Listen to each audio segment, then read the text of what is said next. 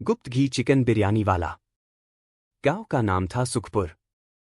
यह वह गांव था जहां हर सुबह पक्षियों की चहचहाहट से दिन की शुरुआत होती और शाम को धुएं के बादलों के बीच से उठती बिरयानी की खुशबू से दिन का अंत।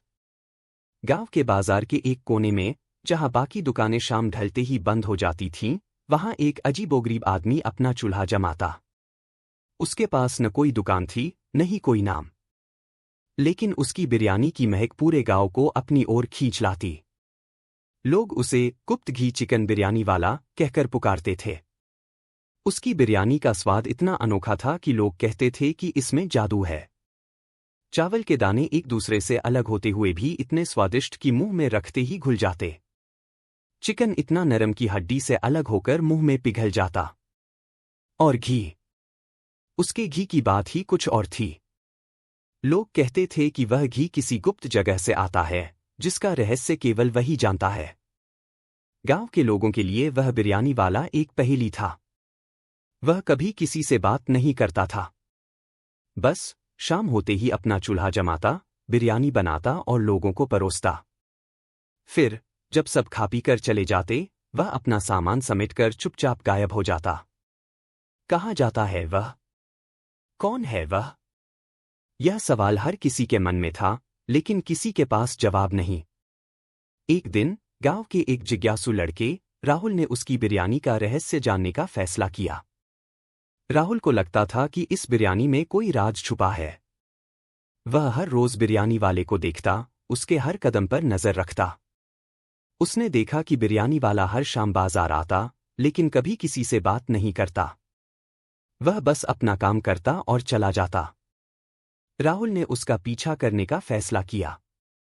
एक शाम जब बिरयानी वाला अपना सामान समेटकर चला गया, राहुल चुपचाप उसके पीछे हो लिया। वह गांव के बाहर एक सुनसान जंगल की ओर बढ़ा। राहुल को लगा कि वह किसी गुप्त जगह पर जा रहा है। अचानक बिरयानी वाला एक पुराने पेड़ के पास रुका। उसने पेड़ के तने पर हाथ रखा और एक गुप्त दरवाजा खुल गया। राहुल हैरान रह गया।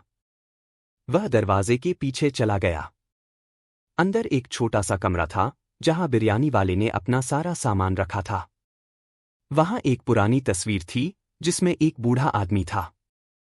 बिरयानी वाले ने तस्वीर को देखकर मुस्कुराया और बोला, बाबा, आज भी तुम्हारे बताए तरीके से बिरयानी बना रहा हूं।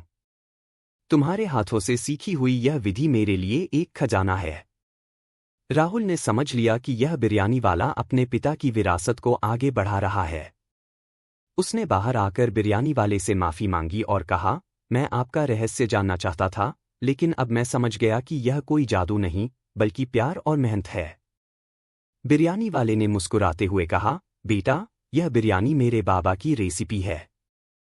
उन्होंने मुझे सिखाया कि असली स्वाद घी और मसालों में नहीं, बल्कि दिल से बनाने में होता है। वे कहते थे कि जब तक तुम्हारे हाथों में प्यार नहीं होगा, तब तक यह बिरयानी वह स्वाद नहीं देगी। राहुल ने पूछा, लेकिन आप इतने गुप्त क्यों रहते हैं? क्यों नहीं लोगों को बताते कि यह बिरयानी आपके बाबा की विरासत है? बिरयानी वाले ने गहरी सांस ली और कहा, मेरे बाबा ने कहा था कि इस बिरयानी का असली स्वाद उसकी गोपनीयता में है। जब लोग इसे रहस्यमय मानते हैं, तो उनका प्यार और सम्मान बढ़ता है। मैं चाहता हूं कि यह बिरयानी हमेशा एक रहस्य बनी रहे, ताकि लोगों के दिलों में इसकी जगह बनी रहे। उस दिन के बाद राहुल ने भी बिरयानी बनाना सीखा और गांव वालों को खिलाने लगा। लेकिन गुप्त घी चिकन बिरयानी वाले का स्वाद अब भी अद्वितीय था, क्योंकि वह उसके दिल से निकलता था। उसकी बिरयानी में छुपा प्यार और विरासत का सम्मान हर किसी को भावुक कर देता था। और इस तरह गांव का यह रहस्यमयी बिरयानी वाला अपने प्यार और मेहनत से सबके दिलों में बस गया। उसकी बिरयानी न केवल एक व्यंजन थी, बल्कि एक भावना थी, जो हर किसी के दिल को छू जाती थी।